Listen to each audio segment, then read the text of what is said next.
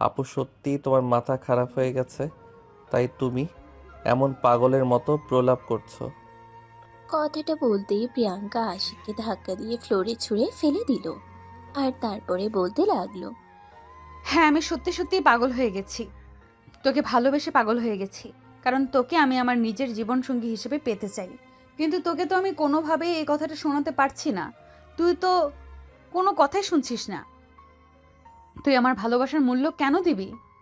এদিকে ফ্লোরে ছিটকে পড়ে যাওয়ার সময় ড্রেসিং টেবিলের কোণায় লেগে আশিকের কপাল ফেটে রক্ত বের হচ্ছে।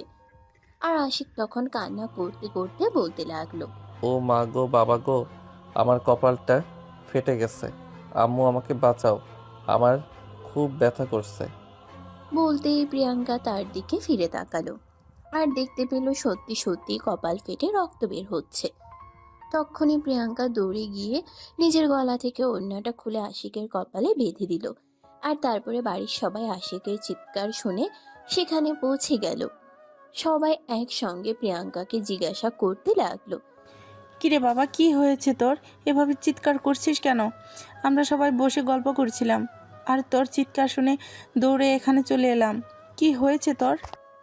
আশিক তখন ব্যথার চোটে কোনো কথা বলতে পারছে না। তখনই প্রিয়াঙ্কা আশিকের আম্মুকে বলতে লাগলো, আসলে পিসি, এরকম কোনো ব্যাপার না। আমি আর আশিক দৌড়াদৌড়ি করছিলাম, তখনই আশিক ছিটকে এখানে পড়ে গেছে আর কপালটা ফেটে গেছে। আমি ওর কপালে বেঁধে দিয়েছি, কিন্তু ওকে ইমিডিয়েটলি হসপিটালে নিতে হবে। ড্রাইভার, গাড়ি বের করুন। আমার ছেলের কপাল মনে হয় অনেকটাই ফেটে গেছে, তাকে এই মুহূর্তে হসপিটালে নিয়ে যেতে হবে। বলে আশিকের আম্মু নিজের ছেলেকে তুলে নিয়ে বাড়ি থেকে বের হয়ে এলেন। আর পিছন পিছন প্রিয়াঙ্কার মা বাবা, তার চাচা চাচি সবাই বের হলো। সবাই মিলে আশিককে হসপিটালে নিয়ে আসলো। আর তারপরে আশিকের ট্রিটমেন্ট করা শুরু হলো। ডাক্তার দেখানো শেষ হলে আশিককে যখন কেবিনে শিফট করা হলো, তখনই প্রিয়াঙ্কা তার কাছে যায় আর তারপরেই বলতে থাকে, আই এম সো সরি রে। আমি তোকে এইভাবে ব্যথা দিতে চাইনি, কিন্তু কি করব বল। আমি আর সহ্য করতে পারছিলাম না তোর এই অবহেলা। তুই কেন আমাকে এভাবে অবহেলা করিস বল তো শুনি। প্লিজ, তুমি এই মুহূর্তে এখান থেকে চলে যাও। তোমার সঙ্গে কথা বলার কোনো ইচ্ছে আমার নেই, কারণ তুমি আমার বোন নও, তুমি আমার শত্রু হয়ে গেছো। তাই তো আমার সঙ্গে এভাবেই শত্রুতা করছো। দেখ, তুই এখন হসপিটালে আছিস, আমার মেজাজ খারাপ করিস না। তাহলে কিন্তু তোকে এই হসপিটালে 1 মাস থাকতে হবে। সেই ব্যবস্থাই আমি করে দিব। তুই কেন বারবার আমাকে বোন বলছিস? আমি কি তোর মায়ের পেটের বোন হই নাকি? তুমি আমার মায়ের পেটের বোন হও না সেটা ঠিক আছে, কিন্তু তুমি আমার মায়ের আপন ভাইয়ের মেয়ে। তোমার সঙ্গে এসব কিছু করা আমার পক্ষে কোনোদিনও সম্ভব নয়। তার মধ্যে তুমি আমার বয়সে বড়। বয়স ইজ মাই ফুট। তোকে আমি দেখে নিব। আমি এই মুহূর্তে এখান থেকে চলে যাচ্ছি। তবে একটা কথা মনে রাখিস, যতদিন পর্যন্ত তোর মুখ থেকে আমি আমার ভালোবাসার কথা আদায় করতে না পারবো, ততদিন পর্যন্ত তোকে আমি এক মুহূর্তের জন্য ছেড়ে দিব না। আমি প্রিয়াঙ্কা চেয়েও পাইনি এমন কিছু পৃথিবীতে নেই। তাই তোকে যখন একবার আমার মনে ধরে গেছে, তোকে যতদিন পর্যন্ত আমি আমার করতে না পারবো ততদিন পর্যন্ত আমার কোনো শান্তি নেই। এটা মাথায় ঢুকিয়ে নে। এই বলে প্রিয়াঙ্কা হসপিটাল থেকে বের হয়ে চলে আসলো। আর এদিকে তখনই আশিকের আম্মু আশিকের সঙ্গে দেখা করতে গেল। আশিক তখন তার আম্মুর সঙ্গে কথা বলছে। কিরে বাবা, এসব কিছু কি করে হলো? আমি তো কিছুই বুঝতে পারলাম না। আমরা যখন ড্রয়িং রুমে গল্প করছিলাম, তখন তো তুই নিজের রুমে ছিলি, তাহলে ওই রুমে গেলি কখন? আসলে আম্মু, রুমে বসে থাকতে থাকতে আমার বোরিং ফিল হচ্ছিল, তাই তো আমি প্রিয়াঙ্কা আপুর সঙ্গে একটু গল্প করতে গেছিলাম। আর তখনই দুজনের মধ্যে একটু কথা কাটাকাটি হয়, আর তারপরে দুজন ছোটাছুটি করতে গিয়ে পড়ে যাই। ভাগ্য ভালো যে বড় কিছু একটা হয়ে যায়নি। এখন যদি কপালে না লেগে চোখের মধ্যে লাগতো, তাহলে কি হতো? আমার তো সেটা ভেবেই গায়ে কাটা দিয়ে উঠছে। আরে আম্মু, এত চিন্তা করার কি আছে? কপালই তো লেগেছে।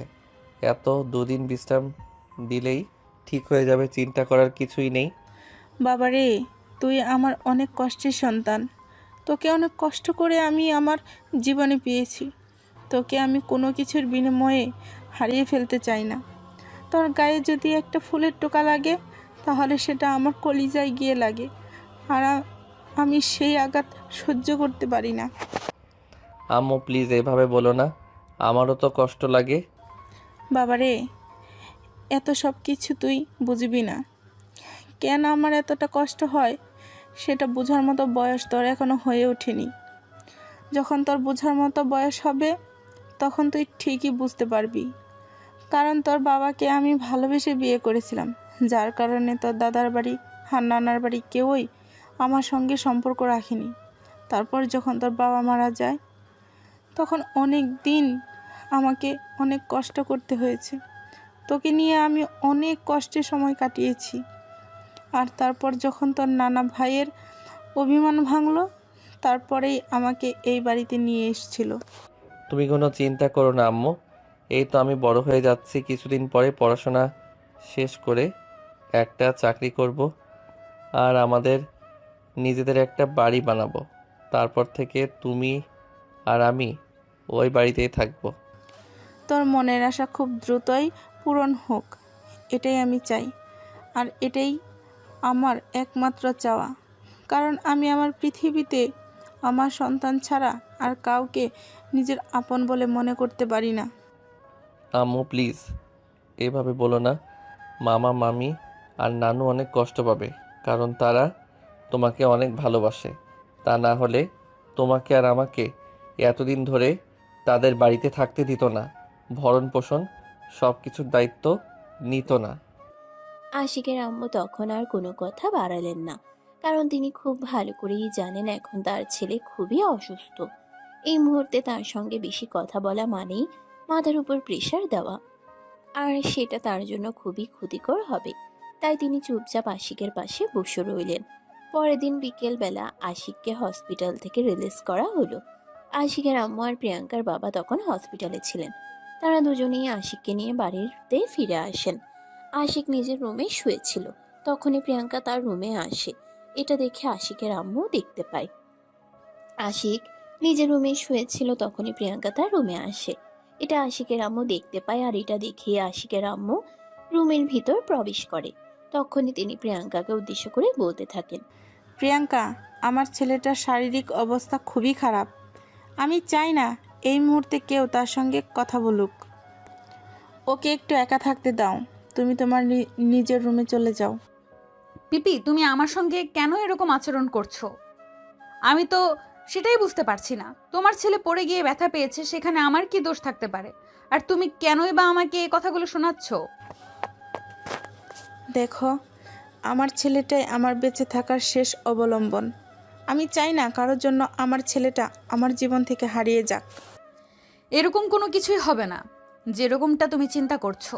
তোমার ছেলেকে যেমন তুমি ভালোবাসো, এমন এই বাড়ির প্রত্যেকটা মানুষই তোমার ছেলেকে খুবই ভালোবাসে। কিন্তু তারপরেও আমি আমার ছেলেটাকে নিয়ে একটু বেশি চিন্তিত থাকি। বাই দ্য ওয়ে, তুমি এখন আসো। আমি এখন তোমাকে আমার ছেলের সঙ্গে কোনো কথা বলতে দেব না। প্রিয়াঙ্কা তখন আর কোনো কথা না বলে চুপচাপ মন খারাপ করে সেখান থেকে চলে গেল। আর এদিকে আশিক তখনই তার আম্মুকে বলতে লাগলো, আম্মু তুমি এটা কি করলে? তুমি কেন প্রিয়াঙ্কা আপুর সঙ্গে এরকম খারাপ আচরণ করলে? সে তো আমার সঙ্গে একটু কথাই বলতে এসেছিল, তার জন্য তোমার এরকম আচরণ করতে হয় নাকি? দেখো, আমি জানি তুমি আমার সঙ্গে সত্য কথা বলনি। সত্যটা কি সেটা আমি বুঝতে পেরেছি প্রিয়াঙ্কা। তোমাকে ধাক্কা দিয়ে ফেলে দিয়েছিল, কিন্তু তুমি সেটা আমাকে বলনি, কারণ আমি সবার সামনে তার মুখোশ উন্মোচন করে দেব, তাই। আরে আম্মু সত্যি কথা বলছি, আমি সেরকম কোনো কিছুই হয়নি। আমরা দুজনে ছোটাছুটি করতে গিয়ে আমি পড়ে গেছিলাম, সেখানে প্রিয়াঙ্কা আপুর কোনো দোষ ছিল না। তুমি অযথাই প্রিয়াঙ্কা আপুকে কোনো দোষারোপ করো না। বেচারি মনে মনে অনেক কষ্ট পাবে, কারণ তুমি তার একমাত্র পিপি। আমার কাছে পৃথিবীর সবচাইতে আগে আমার সন্তান, আর তারপর সব কিছু। কে মনে কষ্ট পেল আর কে মনে সুখ পেল, সেই সব কিছু চিন্তা করার কোনো সময় আমার হাতে নেই। আশিক তখন তার মায়ের সঙ্গে আর কোনো তর্ক করলো না, চুপচাপ শুয়ে রইল। রাতের বেলা সবাই যখন খাবার দাবার খেয়ে ঘুমিয়ে পড়েছিল, তখন আশিক চুপিসারে নিজের রুম থেকে বের হয়ে প্রিয়াঙ্কার রুমের দিকে অগ্রসর হতে থাকে। তখনই পিছন থেকে কেউ একজন বলতে থাকে, কিরে, তোকে না বললাম ঘুমিয়ে যেতে? তুই ওদিকে হেঁটে হেঁটে কোথায় যাচ্ছিস? আরে না, মানে আসলে আম্মু আমার ঘুম আসছিল না, তাই একটু হাঁটাহাঁটি করছিলাম। তুমি রুমে গিয়ে শুয়ে পড়ো, আমি শুয়ে পড়বো। তুই রুমে চল, তোর যদি ঘুম না আসে তাহলে আমি তোকে ঘুম পাড়িয়ে দেব, কিন্তু এখন এখানে হাঁটাহাঁটি করতে হবে না। রাত অলরেডি 11:30-এর বেশি বেজে গেছে। এই বলে আশিকের আম্মু আশিক রুমে আসতে না চাইলেও জোর করে তার হাত ধরে টানতে টানতে রুমে নিয়ে আসে। আর তারপর আশিককে বিছানায় বসিয়ে দিয়ে তার মাথায় হাত বুলিয়ে দিতে থাকে। এভাবে প্রায় আধা ঘন্টার মধ্যে আশিক ঘুমিয়ে গেল। আর তারপরেই তার আম্মু রুমের দরজা বাইরে থেকে আটকে দিয়ে চলে গেল। পরের দিন সকালবেলা যখন আশিকের ঘুম ভাঙলো, সে ওয়াশরুম থেকে এসে একটু রুম থেকে বের হওয়ার জন্য চেষ্টা করলো, কিন্তু তখনই দেখতে পেল দরজার বাইরের দিক থেকে আটকানো। তাই সে তার আম্মুকে ডাকতে থাকে। আম্মু, ওই আম্মু, কোথায় তুমি? আমার রুমের দরজা বাইরের দিক থেকে লক করা কেন? আশিকের আম্মু তখনও নিজের রুমে ঘুমাচ্ছিলেন। আশিকের গলার আওয়াজ শুনে বিছানা ছেড়ে নেমে বাইরে বের হয়ে আসেন আর আশিকের রুমের দরজাটা খুলে দিয়ে বলতে থাকেন। কি রে, কি ব্যাপার, কি কি হয়েছে তোর? এভাবে সাত সকালবেলা চেঁচামেচি করছিস কেন? আম্মু, তুমি তো জানোই আমি প্রতিদিন সকালবেলা বাইরে বের হই একটু হাঁটাহাঁটি করার জন্য। আর আজ যখন বাইরে বের হতে চাইছিলাম, তখনই দেখলাম দরজাটা বাইরে থেকে লক করা। তুমি আমার রুমের দরজা কেন ব্লক করেছো? যাতে তুই রুম থেকে বের হতে না পারিস, কারণ এই মুহূর্তে তোর বাইরে যাওয়া একদম চলবে না। যা করার রুমের মধ্যেই করতে হবে। চুপচাপ রুমে বসে থাক, আমি তোর জন্য নাস্তা বানিয়ে নিয়ে আসছি। এই বলে আশিকের আম্মু রুম থেকে বের হয়ে চলে গেল। আশিক তখন তার আম্মুর মুখের উপর কোনো কথা বলতে না পেরে রুমের মধ্যেই বসে রইল। বেশ কিছুক্ষণ পর তার আম্মু তার জন্য নাস্তা বানিয়ে নিয়ে রুমে চলে আসে আর তারপর তাকে খাইয়ে ওষুধ খাইয়ে দেয়। তখনই আশিক তার আম্মুর হাত দুটো ধরে বলতে থাকে। আম্মু, আমার এভাবে সারাদিন বাসায় বসে থাকতে একদম ভালো লাগছে না। আমি একটু বাইরে যেতে চাই। আমার দম বন্ধ হয়ে আসছে। এখন তোমার কোথাও যাওয়া চলবে না। বিকেলবেলা আমি তোমাকে পার্কে নিয়ে যাব হাঁটাহাঁটি করার জন্য। এখন তুমি রুমের ভেতরেই থাকবে, একদম রুম থেকে বের হওয়ার চেষ্টা করবে না, তাহলে কিন্তু আমার চাইতে খারাপ কেউ হবে না, বলে দিলাম। এখানে আশিকের আম্মু সেখান থেকে চলে গেল আর আশিক তখন নিরুপায় হয়ে রুমের ভিতরেই বসে রইল আর মনে মনে ভাবতে লাগলো হঠাৎ কি থেকে কি হয়ে গেল। আসলে আশিকের আব্বু আম্মু দুজনেই সম্পর্ক করে বিয়ে করেছিল, যার কারণে তাদের দুই ফ্যামিলি থেকে তাদের দুজনকে মেনে নেওয়া হয়নি। আশিকের বয়স যখন 8 মাস, তখন তার বাবা হঠাৎ করে গাড়ি অ্যাক্সিডেন্টে মারা যায়। আর তারপর থেকেই তাদের জীবনে নেমে আসে দুর্বিষহ। আশিকের আম্মু অনেক চেষ্টা করেন তার শ্বশুরবাড়ির মানুষের সাথে যোগাযোগ করতে, কিন্তু তারা কোনোভাবেই আশিকের আম্মু আর আশিকের দায়িত্ব নিতে রাজি ছিল না। তাই বাধ্য হয়ে আশিকের আম্মু তার বাবার বাড়ির লোকের সঙ্গে যোগাযোগ করে। আর তারপরেই আশিকের নানা ভাই আশিকের আম্মুকে নিজের বাড়িতে নিয়ে আসেন। আর তার ঠিক 2 বছর পরে আশিকের নানা ভাই মারা যান। তারপর থেকেই আশিকের দুই মামা আশিক এবং তার মায়ের সমস্ত দায়িত্ব নিজেদের কাঁধে তুলে নেন। আর একমাত্র বোন হওয়ায় তারা তাদের বোন এবং বোনের ছেলে যথেষ্ট দেখাশোনা করেন। আশিক এখন বড় হয়েছে, এই বছর ইন্টার সেকেন্ড ইয়ারে পড়াশোনা করছে। আর এদিকে প্রিয়াঙ্কা এবছর অনার্স ফাইনাল ইয়ারে পড়াশোনা করছে। ইতিমধ্যে প্রিয়াঙ্কাকে বিয়ে দেওয়ার জন্য পাত্র দেখা হচ্ছে, কিন্তু প্রিয়াঙ্কা কাউকেই পছন্দ করছে না, কারণ সে মনে মনে ছোটবেলা থেকেই আশিককে অনেক পছন্দ করে। কারণ তার বয়স যখন 5 বছর, তখন আশিকের বয়স ছিল মাত্র 9 মাস। আর তখনই তারা এই বাড়িতে আসে। প্রিয়াঙ্কার নিজের কোনো ভাই বোন নেই, তাই খেলার সাথী হিসেবে আশিককেই পেয়েছিল আর সবসময় তার সঙ্গেই সময় কাটাতো। এভাবেই তার মনে একটা সময় আশিকের জন্য প্রচন্ড দুর্বলতা তৈরি হয়ে যায়। প্রিয়াঙ্কার এখন বোঝার মতো বয়স হয়েছে, তাই তার মনে বারবার এটাই মনে হয় যে আশিক তার জন্য পারফেক্ট জীবন সঙ্গী। আর সেই জন্যই সেদিনের এই ঘটনা ঘটেছিল। আজকের বিকেল বেলা যখন আশিক আর তার আম্মু বাসা থেকে বের হয়ে হাঁটতে যাওয়ার জন্য, তখনই প্রিয়াঙ্কা পিছন থেকে বলতে থাকে। পিপি, তুমি আশিককে নিয়ে কোথাও যাচ্ছ নাকি? হ্যাঁ, ওর তো শরীরটা ভালো নেই, তাই একটু বাইরে নিয়ে যাচ্ছি ঘোরাঘুরি করার জন্য। পিপি, আমি তোমাদের সঙ্গে যেতে চাই, আমাকে তোমাদের সঙ্গে নেবে? আরে বাবা, তোমাকে আবার কি দরকার আছে? তুমি তো একদম ঠিকই আছো, তুমি বাসাতেই থাকো না। পিপি, আসলে আমারও বাসায় বসে থাকতে বোরিং ফিল হচ্ছিল, তাই ভাবছিলাম যদি তুমি আমাকে তোমার সঙ্গে নিয়ে যেতে, তাহলে তোমার সঙ্গে একটু ঘুরে করে তারপরে এই বাসায় ফিরে আসতাম। প্লিজ পিপি, না করো না। আশিকের আম্মু তখন আর কোনো কথা বললেন না, কারণ আশিকের নানু তখন ড্রয়িং রুমে বসা ছিল আর তিনি সম্পূর্ণ বিষয়টা দেখছিলেন। তারপর তারা তিনজনে মিলে বাসা থেকে বের হয়ে গেল। তাদের বাসার পাশেই একটা ছোট্ট পার্ক মতো ছিল। সেখানে গিয়ে এই আশিকের আম্মু একটা বেঞ্চে বসলো আর আশিককে বলতে লাগলো, যাও তুমি এখানে সন্ধ্যার আগ পর্যন্ত হাঁটাহাঁটি করো, আর সন্ধ্যার আগেই তোমাকে বাসায় নিয়ে চলে যাব। আশিক তখন তার আম্মুর কথায় সামনের দিকে পা বাড়ায়। আগে থেকে প্রিয়াঙ্কাও তখন আশিকের সঙ্গে এই কথা থাকে। এটা দেখে আশিকের আম্মু প্রিয়াঙ্কাকে বলতে থাকে, আরে তুমি কোথায় যাচ্ছ ওর সঙ্গে? ওকে একা যেতে দাও। পিপি, তুমি এখানে বসে থাকো। ওর তো শরীরটা খারাপ, যদি মাথা ঘুরে পড়ে যায়, তাই আমি ওর সঙ্গে যাচ্ছি। এই বলে প্রিয়াঙ্কা আশিকের হাত ধরে সামনের দিকে হাঁটতে লাগলো। বেশ কিছুক্ষণ দুজনে হাঁটাহাঁটি করলো। তখনই হঠাৎ করেই প্রিয়াঙ্কা আশিককে বলতে লাগলো, আচ্ছা, তোর কি একটু আমার জন্য মায়া কাজ করে না? করবে না কেন, অবশ্যই করে। তুমি আমার বড় মামার একমাত্র মেয়ে, আমার বড় বোন, আর একজন ভাই হিসেবে বোনের জন্য মায়া করবে, এটা তো স্বাভাবিক, তাই নয় কি? দেখ, আমি তোকে আগেও বলেছি আর এখনো বলছি, আমার মেজাজ খারাপ করিস না, তাহলে কিন্তু আমার থেকে খারাপ কেউ হবে না। তোকে কতবার বলছি আমাকে তুই বোন বলবি না, এটা আমার একদম ভালো লাগে না। আমি তোর বোন হয়ে থাকতে চাই না, আমি তোর বউ হয়ে থাকতে চাই। কিন্তু তুমি এটা খুব ভালো করেই জানো এটা আমার পক্ষে কখনোই সম্ভব নয়। আচ্ছা আপু, আমি এটা বুঝতে পারছি না, তুমি এভাবে আমার পিছনে কেন পড়ে আছো? তুমি ভার্সিটিতে পড়াশোনা করো, এই বছর অনার্স ফাইনাল দেবে, তুমি দেখতে যথেষ্ট সুন্দরী। আর আমি যতদূর শুনেছি ভার্সিটির ছেলেরা তোমার পিছনে দিনরাত পড়ে থাকে। তুমি তাদেরকে ফেলে রেখে আমার মতো একটা পিচ্চি ছেলের সঙ্গে কেন রিলেশন বা এরকম কিছু একটা করতে চাইছো?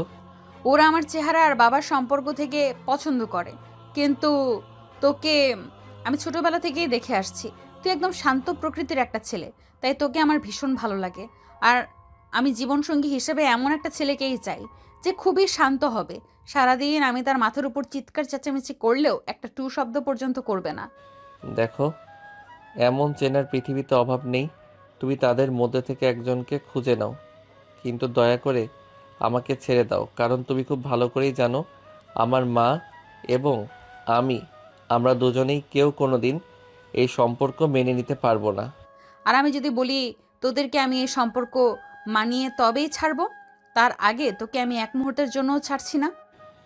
আপু, আমি তোমাকে অ্যাজ এ ছোট ভাই হিসেবে রিকোয়েস্ট করে বলছি, তুমি জানো আমার জীবনটা কত দুর্বিষহ।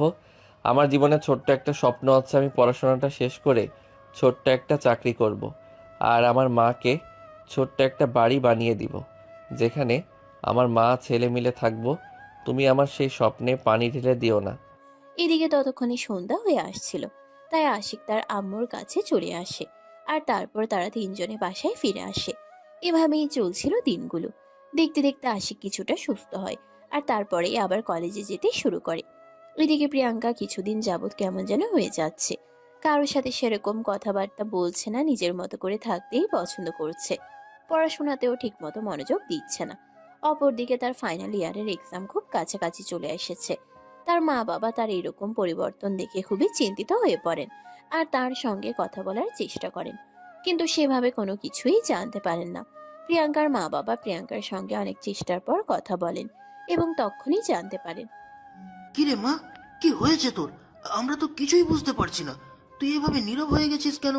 ঠিকমতো পড়াশোনা করছিস না, ভার্সিটিতে যাচ্ছিস না, সবসময় বাসায় বসে থাকছিস, আর কারো সঙ্গে কোনো কথা পর্যন্ত বলছিস না। বাবা, আমার ভালো লাগছে না, আমার বেঁচে থাকতে ইচ্ছে করছে না। আমার মনে হচ্ছে জীবনটা ত্যাগ করতে পারলেই যেন বেঁচে যাই। আরে না, তোর কি মাথা খারাপ হয়ে গেছে নাকি? কিসব পাগলের মতো কথা বলছিস? তুই আমাদের একমাত্র মেয়ে, তোর কিছু হয়ে গেলে আমরা কি নিয়ে বেঁচে থাকবো? যেখানে আমি আমার বেঁচে থাকার অবলম্বনটাকে নিজে থেকে পেতে পারবো না, সেখানে তোমরা কি নিয়ে বেঁচে থাকবে সেটা চিন্তা করা আমার জন্য বোকামি ছাড়া আর কিছুই না। মানে তুই কি বলতে চাইছিস? আমি কিন্তু কিছুই বুঝতে পারছি না। কি হয়েছে তোর, সেটা আমাকে খুলে বল, তারপর দেখছি তোর জন্য কি করতে পারি। বাবা, তোমরা খুব ভালো করেই জানো আমার কি হয়েছে, কিন্তু সব কিছু জানার পরেও তোমরা কোনো কিছু না জানার ভান করছো। তোমরা খুব ভালো করে জানো আমি একটা ছেলেকে খুব ভালোবাসি, কিন্তু সেই ছেলেটাকে নিজের করে পাওয়ার জন্য কোনো রাস্তা আমি খুঁজে পাচ্ছি না। দেখ মা, সামনে তোর উজ্জ্বল ভবিষ্যৎ অপেক্ষা করছে। এই মুহূর্তে তোর পরীক্ষা নিয়ে চিন্তা করাটা সবচাইতে বেশি জরুরি, আর অন্য সব কিছু নিয়ে পরেও চিন্তা করা যাবে।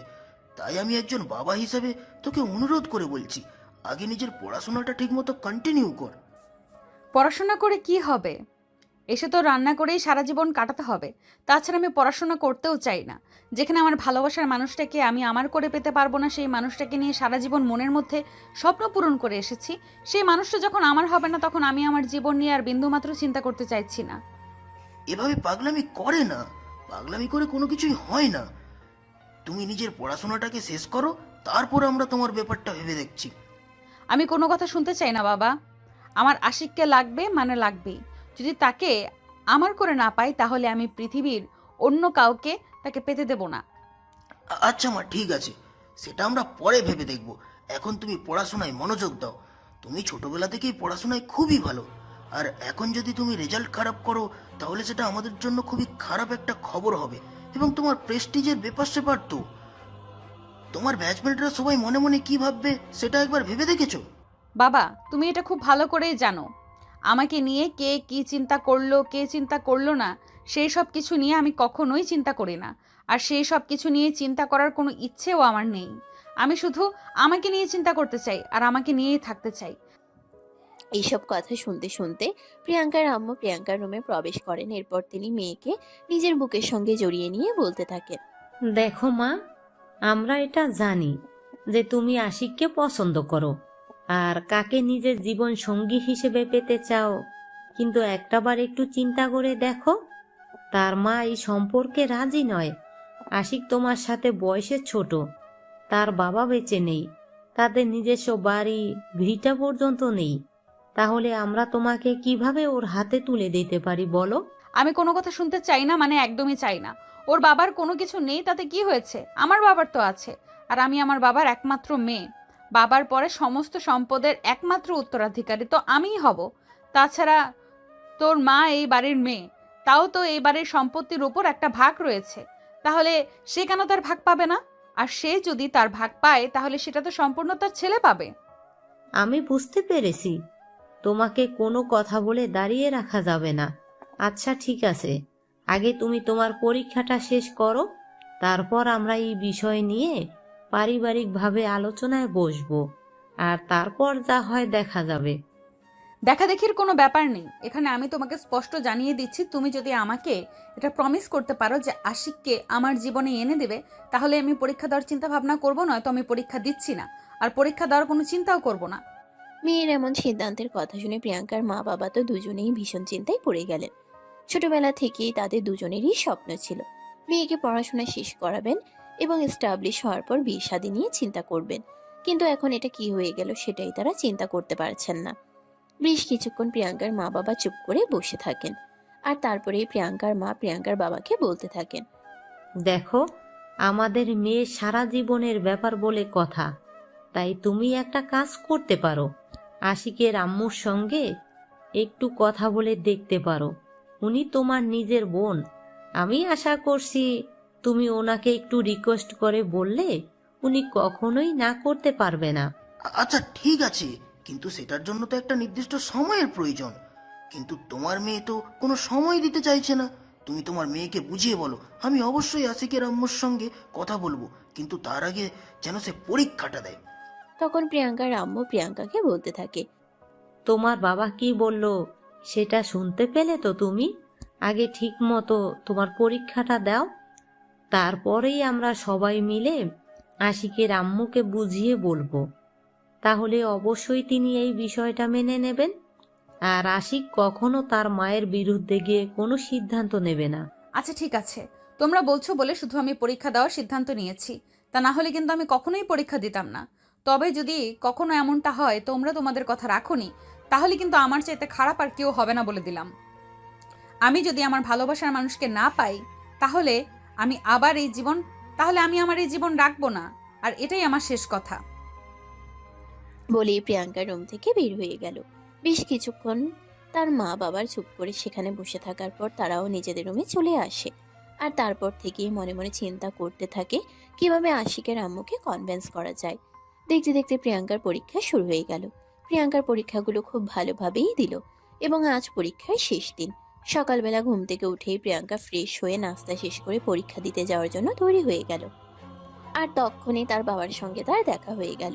প্রিয়াঙ্কার বাবার সঙ্গে দেখা হওয়ার সঙ্গে সঙ্গে প্রিয়াঙ্কা তার বাবাকে বলতে লাগলো, বাবা, আজ কিন্তু আমার পরীক্ষার শেষ দিন। তুমি আমাকে কি কথা দিয়েছিলে সেটা তোমার মনে আছে তো, নাকি আরও একবার তোমাকে সেটা মনে করিয়ে দিতে হবে? সেটার কোনো প্রয়োজন নেই মা। তুমি আমাকে কি বলেছিলে সেটা আমার খুব ভালো করেই মনে আছে। তোমাকে এসব কিচ্ছু নিয়ে চিন্তা করতে হবে না। আমি যখন তোমাকে একবার কথা দিয়েছি তখন আমি সেই কথা অবশ্যই রাখবো। এটাও আরও একবার মনে করিয়ে দিচ্ছি, তুমি যদি তোমার কথা রাখতে না পারো তাহলে আমাকে সারা জীবনের মতো হারাবে, আর তখন কিন্তু আফসোস করে কোনো লাভ হবে না। এই বলে প্রিয়াঙ্কা বাসা থেকে বের হয়ে গেল। আর এদিকে প্রিয়াঙ্কার বাবাও নাস্তা শেষ করে অফিসে চলে গেলেন। দুপুর টাইমে প্রিয়াঙ্কার বাবা প্রিয়াঙ্কার আম্মুকে কল দেয় আর তারপর বলতে থাকে, আজ তো মেয়ের পরীক্ষার শেষ দিন। আজও বাসায় আসার পর কি হবে সেটাই তো ভেবে পাচ্ছি না। এত কিছু চিন্তা ভাবনা করার কোনো প্রয়োজন নেই। আমি তোমাকে যেমনটা বলেছিলাম তুমি ঠিক তেমনটাই করবে। তোমার বোনকে তুমি একটু বুঝিয়ে বলো, তাহলেই তোমার বোন রাজি হয়ে যাবে।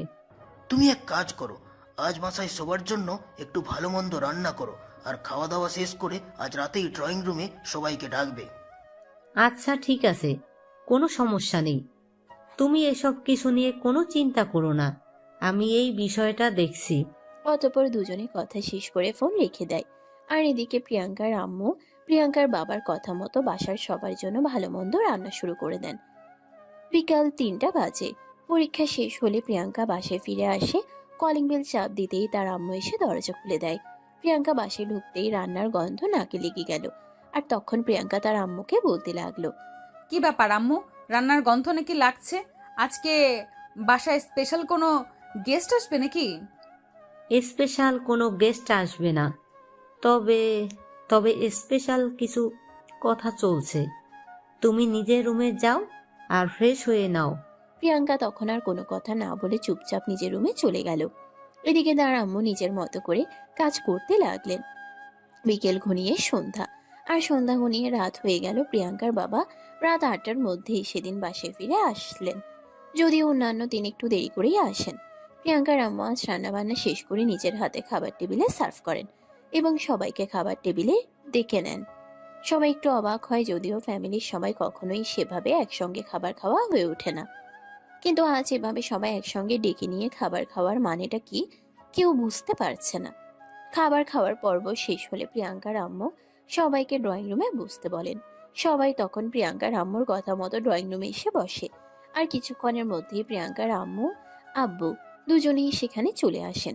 তখনই হঠাৎ করে প্রিয়াঙ্কার দাদু প্রিয়াঙ্কার আব্বু আম্মুকে উদ্দেশ্য করে বলতে থাকেন, কি ব্যাপার বড় বৌমা, কি হয়েছে? আমি তো কিছুই বুঝতে পারছি না। তুমি আজ এভাবে হঠাৎ করে আমাদের সবার জন্য এত কিছু আয়োজন করলে। আমি এখন তুমি সবাইকে ড্রয়িং রুমে ডেকে এনেছে, ব্যাপারটা কি? আমি তো কিছুই বুঝতে পারছি না। এত উত্তেজিত হওয়ার কিছুই নেই। যখন সবাইকে ডেকে এনেছি তখন সবকিছু অবশ্যই বলবো। আপনারা একটু শান্ত হয়ে বসুন, আমি একটু রেস্ট নিই, তারপরেই সবকিছু বলছি। তখন আর কেউ কোনো কথা বলল না। সবাই একটু চুপচাপ শান্ত হয়ে বসলো। আর কিছুক্ষণের মধ্যেই প্রিয়াঙ্কার বাবা নিজে থেকেই বলতে শুরু করেন, এখানে ফ্যামিলির সবাই আছে, তাই কথাটা বলতে চাই। আসলে আমার মেয়ে মানে প্রিয়াঙ্কা আশিককে সেই ছোটবেলা থেকেই পছন্দ করে এবং ইতিমধ্যে তাকে বেশ কয়েকবার বিয়ের পাত্র দেখানোর পরেও সে বিয়ে করতে রাজি হচ্ছে না। তার একমাত্র কারণ হলো আশিক। সে আশিককে প্রচণ্ড রকমের ভালোবাসে। সে আশিককে ছাড়া অন্য কাউকে বিয়ে করবে না, এরকমটাই জানিয়ে দিয়েছে। আরে এসব তুই কি বলছিস? তোর কি মাথা খারাপ হয়ে গেছে নাকি আশিক? প্রিয়াঙ্কার চাইতে বয়সে কতটা ছোট সেটা তোরা একবারও ভেবে দেখেছিস? এই কথা শুনে প্রিয়াঙ্কার আম্মু প্রিয়াঙ্কার দাদুকে উদ্দেশ্য করে বলতে থাকে, দেখেন না, সেটা আমরা সবাই খুব ভালো করেই জানি। আর আমি মনে করছি বয়স শুধুমাত্র একটা সংখ্যা। বয়স কখনোই কোনো সম্পর্কের মধ্যে বাধা হয়ে দাঁড়াতে পারে না। একটা সম্পর্ক তৈরি করা এবং সেটা কন্টিনিউ করার জন্য শুধুমাত্র যেটা খুব বেশি প্রয়োজন সেটা হলো বিশ্বাস, ভরসা আর ভালোবাসা বয়সের যুগে কোনো ব্যাপার না। কিন্তু তারপরও সবকিছু একটা ম্যাচুরিটি আছে না, ব্যাপার স্যাপার আছে। কোথায় আশিক আর কোথায় প্রিয়াঙ্কা? এভাবেই তাদের মধ্যে কথা কাটাকাটি হচ্ছিল। আর এদিকে আশিকের আম্মু সবকিছু চুপচাপ বসে বসে শুনছিলেন, কোনো কথার কোনো উত্তর দিচ্ছিলেন না। তখনই প্রিয়াঙ্কার আব্বু আশিকের আম্মুকে বলতে থাকেন, কিরে বোন, তুই কোনো কথা বলছিস না? এভাবে চুপচাপ করে বসে আছিস কেন? কিছু অন্তত বল। তোমরা যদি আমার কোনো কথা বলার অপেক্ষা রাখতে তাহলে এরকম একটা সিদ্ধান্ত নিতে পারতে না। আর এরকম একটা সিদ্ধান্ত নেওয়ার আগে অন্তত আমার কাছ থেকে একবার জিজ্ঞাসা করে নিতে। প্রিয়াঙ্কার বাবা তখন সেখান থেকে উঠে এসে আশিকের আম্মুর হাত ধরে বলতে থাকেন, বোন আমার, আমি জানি তুই একটা ভুল করেছিলি, তার জন্য আমরা সবাই তোর ওপর অনেকদিন রাগ করেছিলাম। কিন্তু দেখ, আমার মেয়েটা যখন থেকে একটু একটু করে বুঝতে শিখেছে, তখন থেকেই আশিক এই বাড়িতে থাকে। তার সঙ্গেই আমার মেয়েটার দিনের বেশিরভাগ সময় কাটানো। এইভাবেই হয়তো আমার মেয়েটা তোর ছেলের প্রেমে পড়ে গেছে। তাকে ছাড়া কোনো কিছুই বুঝতে চাইছে না। আমি জানি সমাজ আমাদেরকে নিয়ে দুটো কটু কথা বলবে, কিন্তু সমাজ আমাদের সংসার চালাবে না। মানে তুমি কি বলতে চাইছো সেটা আমি খুব ভালোভাবেই বুঝতে পারছি, কিন্তু এটা কোনোভাবেই সম্ভব না। কেন সম্ভব না? তুই কেন এরকম করছিস? আমার মেয়েটা তোর ছেলেটাকে সত্যিই অনেক বেশি ভালোবাসে। তাছাড়া তোর ছেলে ছোটবেলা থেকেই এই বাড়িতেই বড় হয়েছে, আর এখন যদি সে এই বাড়িতেই থেকে যায় তাহলে তার সমস্যা কোথায়? তখনই প্রিয়াঙ্কার আম্মু সেদিকে এগিয়ে আসেন আর আশিকের আম্মুর পাশে বসে বলতে থাকেন, হ্যাঁ বোন, তোমার ভাইয়া একদম ঠিক কথাই বলছে। আমিও মনে মনে এরকমটাই চিন্তা করছি। প্রিয়াঙ্কা তো আমাদের বাড়ির মেয়ে, আর আশিকও আমাদের বাড়ির ছেলে। তাদের দুজনের মধ্যে একটা সম্পর্ক তৈরি হলে সেটা আমাদের ফ্যামিলির জন্যই ভালো হবে। মানে তুমি কোন ভালো কথাটা বলছো আমি ঠিক বুঝতে পারছি না। এখানে ভালো মন্দ বলতে কি তোমরা সম্পদ, টাকা পয়সা এগুলোর কথা চিন্তা করছো নাকি? দেখো, আমি সেই সব কথা বলতে চাইছি না। তোমার স্বামী বেঁচে নেই, তোমার ছেলে তোমার একমাত্র সম্বল। তোমার ছেলে বড় হচ্ছে, তাকে বিয়ে করাতে হবে। অন্য বাড়ি থেকে যদি একটা মেয়ে আসে তাহলে কিন্তু সে কখনোই তোমাকে নিজের আপন মনে করবে না, যতটা প্রিয়াঙ্কা মনে করবে। তাছাড়াও তোমার ছেলে সারাদিন বাড়িতে বসে থাকবে না, তাকে চাকরি বাকরি করার জন্য বাইরে যেতে হবে। এই যুগের মেয়েদের সম্পর্ক তুমি খুব ভালো করেই জানো, তারা শাশুড়িকে সহ্য করতে পারে না। কিন্তু আমার মেয়ের ক্ষেত্রে সেটা আমি গ্যারান্টি দিয়ে বলতে পারি এরকমটা হবে না, কারণ তার শরীরে তো তোমাদের রক্তই বইছে। আশিকের আম্মু তখন কোনো কথা বলছে না, চুপচাপ বসে আছে। তখনই আবারও প্রিয়াঙ্কার আব্বু আশিকের আম্মুকে উদ্দেশ্য করে বলতে থাকে, হ্যাঁ বোন, তোর ভাবি একদম ঠিকই কথা বলেছে। তুই তোর ভাবির কথা মেনে নে। এটা তোর, আমার এবং আমাদের ফ্যামিলির জন্য খুবই ভালো হবে। এদিকে প্রিয়াঙ্কার দাদু আর ছোট চাচা ততক্ষণ সবকিছু মনোযোগ দিয়ে শুনছিলেন। তখনই পেছন থেকে প্রিয়াঙ্কার ছোট চাচা আশিকের আম্মুকে বলে, হ্যাঁ আপু, ভাইজান আর ভাবি একদম ঠিক কথা বলেছে। আমিও মনে মনে এটাই ভাবছিলাম, কারণ তুমি আমাদের একমাত্র বোন। তোমার সঙ্গে কোনোভাবে খারাপ কিছু হোক এটা আমরা কখনোই চাইবো না। তাই আমরা সবাই চাই আশিক আর তুমি এই বাড়িতেই থেকে যাও। কিন্তু তারপরেও আর কোনো কিন্তু নাই বোন, কারণ আমি এটা খুব ভালো করেই জানি তোর ছেলে কখনোই তোর সিদ্ধান্তের বাইরে গিয়ে কোনো কথা বলবে না। তুই যদি রাজি হয়ে যাস তাহলে তোর ছেলেকে রাজি করানো জাস্ট 2 সেকেন্ডের ব্যাপার। আচ্ছা ঠিক আছে, আমি এই বিষয়টা ভেবে দেখব, কিন্তু আপাতত কোনো সিদ্ধান্ত নিতে পারছি না, তার জন্য আমি ক্ষমা চাই। এই বলে আশিকের আম্মু সেখান থেকে উঠে নিজের রুমে চলে যান। আর এরপর দেখতে দেখতে আরো 2 দিন সময় কেটে গেল। এদিকে প্রিয়াঙ্কা তার আম্মুকে বারবার আশিকের আম্মু কি সিদ্ধান্ত নিয়েছে সেটা জানার জন্য চাপ দিচ্ছে। তাই প্রিয়াঙ্কার আম্মু আজ নিজেই আশিকের আম্মুর সঙ্গে আবারও কথা বলতে গেলেন। তা কি ব্যাপার ননদিনী, তুমি কি সিদ্ধান্ত নিলে? তোমার ছেলেকে দিবে তো আমার মেয়ের সঙ্গে বিয়ে? ভাবি, এই বিষয়টা অ্যাভয়েড করলে হয় না? কেন জানি আমার ভালো লাগছে না। আরে ননদিনী, তুমি নিশ্চিন্তে থাকো, তোমার ছেলের ভবিষ্যৎ মাশাল্লাহ খুব ভালো হবে। তোমাকে এসব কিছু নিয়ে কোনো চিন্তা করতে হবে না। তুমি আমাদের উপর সব কিছু ছেড়ে দাও, আমরা তো আছি। আচ্ছা ঠিক আছে, আমি রাজি। আলহামদুলিল্লাহ, অবশেষে তুমি রাজি হলে, এটা শুনে খুব ভালো লাগলো। যাই হোক, এই খুশির খবরটা আমি আমার মেয়েকে এক্ষুনি দিয়ে আসি। এই বলে প্রিয়াঙ্কার আম্মু সেখান থেকে দৌড়ে তখনই নিজের মেয়ের রুমে চলে গেলেন আর তারপর প্রিয়াঙ্কাকে কথাটা বললেন। প্রিয়াঙ্কা কথাটা শোনা মাত্রই খুশিতে লাফিয়ে উঠল আর চিৎকার দিয়ে বলতে থাকে। ইয়াহু, অবশেষে আমার মনের আশা পূরণ হতে চলেছে। আর তখনই সে খুশিতে তার আম্মুকে জড়িয়ে ধরে বলতে থাকে। আম্মু, আই এম সো হ্যাপি। আজ আমার মতো খুশি এই পৃথিবীতে আর কেউ নেই, কারণ আমি আমার ভালোবাসার মানুষটাকে অবশেষে পেতে চলেছি। আম্মু, আমি 1 সপ্তাহের মধ্যে বিয়ে করতে চাই। তোমরা সবকিছুর আয়োজন করো। আরে মা, সবকিছু এভাবেই বললে হুটহাট করে করা যায় না। বিয়ে শাদির ব্যাপার, একটু ঠান্ডা মাথায় চিন্তা ভাবনা করে তারপর সব কিছুর ব্যবস্থা করতে হবে। আমি কোনো কথা শুনতে চাই না। তোমাকে কি বললাম তুমি বুঝতে পারোনি? আমি দ্রুত বিয়ে করতে চাই। আমি আমার ভালোবাসার মানুষটাকে ছাড়া 1 মুহূর্তও থাকতে পারছি না। আমার নিঃশ্বাস বন্ধ হয়ে আসছে। সেটা তোমরা কেন বুঝতে পারছো না? আচ্ছা বাবা, ঠিক আছে, কোনো সমস্যা নেই। আমি তোর বাবার সঙ্গে এ ব্যাপারে কথা বলছি আর যত দ্রুত সম্ভব বিয়ের ব্যবস্থা করছি। এই বলে প্রিয়াঙ্কার আম্মু প্রিয়াঙ্কার রুম থেকে বের হয়ে চলে গেলেন। সেদিন রাতেই প্রিয়াঙ্কার বাবা বাড়িতে আসার পর প্রিয়াঙ্কার আম্মু প্রিয়াঙ্কার বাবাকে সব খুলে বলেন।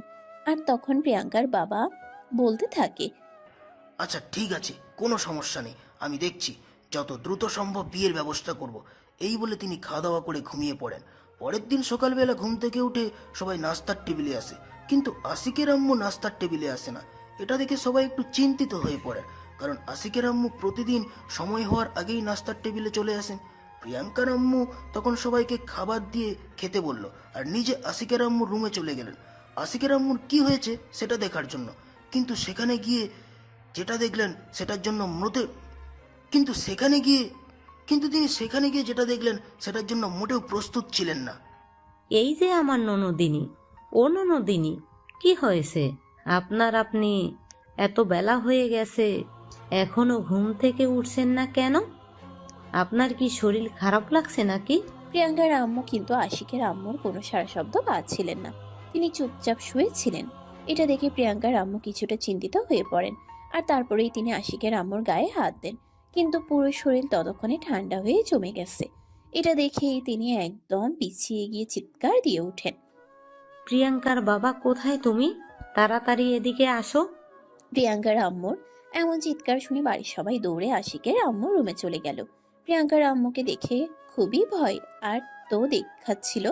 এটা দেখেই সবাই জিজ্ঞাসা করতে লাগলো কি হয়েছে, কিন্তু প্রিয়াঙ্কার আম্মু কোনো কথা বলতে পারছিলেন না, শুধু হাতের ইশারায় আশিকের আম্মুকে দেখাচ্ছিলেন। ততক্ষণে প্রিয়াঙ্কার ছোট চাচা সেদিকে এগিয়ে যায় আর আশিকের আম্মুর শরীরে হাত দিয়ে দেখেন শরীর জমে একদম বরফের মতো হয়ে গেছে। তিনি আর কোনো কথা বলতে পারলেন না, ধপাস করে ফ্লোরে বসে পড়লেন। এদিকে প্রিয়াঙ্কার দাদু তাদের চিৎকার শুনে নিজের রুম থেকে বের হয়ে আসেন, কারণ তিনি সকালে কখনোই নাস্তা করেন না, একটু দেরিতে ঘুম থেকে ওঠেন। প্রিয়াঙ্কার দাদু প্রিয়াঙ্কার পিপির রুমে এসে দেখে সবাই কিভাবে স্তব্ধ হয়ে দাঁড়িয়ে থাকতে দেখে জিজ্ঞাসা করতে থাকেন। কি ব্যাপার, কি হয়েছে? আমি তো কিছুই বুঝতে পারছি না। তোমরা সবাই এইভাবে স্তব্ধ হয়ে দাঁড়িয়ে আছো কেন? কি হয়েছে আমার মেয়ের? ও এখনো ঘুম থেকে উঠিনি কেন? তখনই প্রিয়াঙ্কার আম্মু আস্তে আস্তে ভাঙা গলায় বলতে থাকেন। আপনার মেয়ে আর আমাদের মাঝে নেই, আমাদের ছেড়ে অনেক দূরে চলে গেছে। কথাটা শোনা মাত্রই প্রিয়াঙ্কার দাদু এক চিৎকার দিয়ে হার্ট অ্যাটাক করেন। তখনই প্রিয়াঙ্কার বাবা প্রিয়াঙ্কার দাদুকে নিয়ে হসপিটালে চলে যান আর প্রিয়াঙ্কার ছোট চাচাকে দাফন কাফনের ব্যবস্থা করার জন্য বলেন। প্রিয়াঙ্কার দাদুকে হসপিটালে ভর্তি করে রেখে তারপর প্রিয়াঙ্কার বাবা বাসায় চলে আসে। আর পুরো ঘটনা ঘটে যাওয়ার পরেও আশিক কারোর সঙ্গে কোনো কথা বলছে না, একদম স্তব্ধ হয়ে মায়ের লাশের পাশে বসে আছে। কান্না করা তো দূরের কথা, সে যেন কোনো কথা বলতেও ভুলে গেছে। তার চোখ দিয়ে পানি পড়ছে না, ঠোঁট দিয়ে কোনো কথা বের হচ্ছে না, একদম নিস্তব্ধ হয়ে আছে ছেলেটা। প্রিয়াঙ্কা তখন আস্তে আস্তে গিয়ে আশিকের পাশে বসলো আর তার কাঁধে হাত রেখে বলতে লাগলো। এইভাবে স্তব্ধ হয়ে থাকিস না, কান্না কর, চিৎকার করে কিছুক্ষণ কান্না করে নিজেকে হালকা মনে হবে। আশিক তখন আর নিজেকে আটকে রাখতে পারলো না, তখনই প্রিয়াঙ্কাকে শক্ত করে জড়িয়ে ধরে কান্না করে দিল আর চিৎকার করে বলতে লাগলো। আজ থেকে তো আমার সব কিছু শেষ হয়ে গেল। আজ থেকে কেউ আর আমাকে শাসন বারণ কিছুই করবে না। তখনই প্রিয়াঙ্কা আশিকের মাথায় হাত রেখে বলতে লাগলো। কে বলেছে তোর কেউ নেই? আমরা পুরো পরিবার তোর পাশে আছি। কোনো চিন্তা করিস না, আল্লাহ যা করেন ভালোর জন্যই করেন। তিনি উত্তম ফয়সালাকারী, আর তার সিদ্ধান্ত মেনে নেওয়া বান্দার জন্য মঙ্গলজনক। তখনই আশিক আরো জোরে কান্না করতে করতে বলতে থাকে। তুমি কি এটা বলতে চাইছো আমার জীবন থেকে সব কিছু কেড়ে নেওয়া আমার জন্য ভালো হয়েছে? জন্মের পর বাবার আদর পাইনি, দাদা তো কী জিনিস সেটা কোনো দিন চোখে দেখিনি। আমার মা আমাকে প্রচণ্ড রকম ভালোবাসে, আগলে রাখতে চেয়েছিল, আর সে আজ হঠাৎ করেই কোনো কিছু না জানিয়ে না ফেরার দেশে চলে গেল। তারপরও আমাকে বলছো শান্ত হতে। আমি কিভাবে শান্ত হব? কাকে নিয়ে শান্ত হব? চিন্তা করিস না, বললাম তো আমরা আছি, এবং আমরা সবাই তোর পাশে আছি। হ্যাঁ, সে তো তোমরা সবাই আছো, কিন্তু যেই মানুষটার উপস্থিতি আমার জীবনের সবচাইতে বেশি গুরুত্বপূর্ণ, সেই মানুষটাই আমার জীবন থেকে হারিয়ে গেল। আজ থেকে আমার মনে কোনো কষ্ট লাগলে আমি কাউকে খুলে বলতে পারবো না। আমার সাথে যত যাই কিছু হয়ে যাক না কেন, তবু আমি কারো কাছে কোনো কিছু শেয়ার করতে পারবো না। আচ্ছা, আমি সত্যি এটা বুঝতে পারছি না, তোর এরকম মনে হওয়ার কারণটা কি? আমরা সবাই আছি তো। তাছাড়া তুই তো জানিস তোর সঙ্গে আমার বিয়ের কথা ফাইনাল হয়ে আছে। কিছুদিনের মধ্যেই অবশ্যই আমরা বিয়েটা করে নেব। I am sorry to say, please আপু, এখন আমি এসব কথা শুনতে চাই না। তুমি এই মুহূর্তে এখান থেকে চলে যাও, আমাকে একটু আমার মতো একা থাকতে দাও। I am so sorry. আমি বুঝতে পেরেছি তোকে এই কথাটা এখন বলা একদমই উচিত হয়নি। প্লিজ আমাকে ক্ষমা করে দে, তবে তুই নিজেকে একটু সামলা। এই বলে প্রিয়াঙ্কা সেখান থেকে চলে গেল। আর এদিকে আশিক তখন কান্না করতে লাগলো। এদিকে দেখতে দেখতে দুপুর হয়ে আসলো আর আশিকের আম্মুকে গোসল করিয়ে দাফনের জন্য তৈরি করা হলো। কিন্তু প্রিয়াঙ্কার দাদু তখনও হসপিটালে। ওনার তখনও জ্ঞান ফিরে আসেনি, বরঞ্চ ওনার অবস্থা ক্রমশ খারাপ হতে লাগলো। আর ফ্যামিলির সবাই খুব চিন্তিত হয়ে পড়লো। এদিকে দাফনের কাজ তো আর আটকে রাখলে চলবে না, দাফনের কাজ শেষ করতেই হবে। তাই প্রিয়াঙ্কার বাবা এবং কাকা দুজনে মিলে সিদ্ধান্ত নিল আর যাই হোক দাফন শেষ করতে হবে। তাই তারা আশিকের আম্মুকে নিয়ে দাফনের কাজ শেষ করার জন্য কবরস্থানে চলে গেল এবং ঘন্টা খানেকের মধ্যেই সবকিছু শেষ করে তারা বাসায় ফিরে আসে। তারপরে প্রিয়াঙ্কার বাবা এবং ছোট চাচা দুজনে মিলে হসপিটালে চলে গেল প্রিয়াঙ্কার দাদুর কি অবস্থা সেটা দেখার জন্য। কিন্তু তারা হসপিটালে গিয়ে দেখতে পেল প্রিয়াঙ্কার দাদুর অবস্থা আগের চাইতে অনেকটাই খারাপ। তখনই প্রিয়াঙ্কার ছোট চাচা প্রিয়াঙ্কার বাবাকে বলতে লাগলো। ভাইজান, আমার মনে হয় মায়ের চিকিৎসা এখানে রেখে করানোটা ঠিক হবে না। আমাদের অন্য কোনো বড় হসপিটালে নিয়ে যাওয়া উচিত, কারণ মায়ের অবস্থা ক্রমশ খারাপ হতে চলেছে। হ্যাঁ ভাই, এটা তুই একদম ঠিক কথাই বলেছিস। আমাদের এখানে থেকে আর অপেক্ষা করা চলবে না। মাকে নিয়ে শহরের কোনো বড় হসপিটালে চলে যেতে হবে। চল আমরা ডাক্তারের সঙ্গে কথা বলি।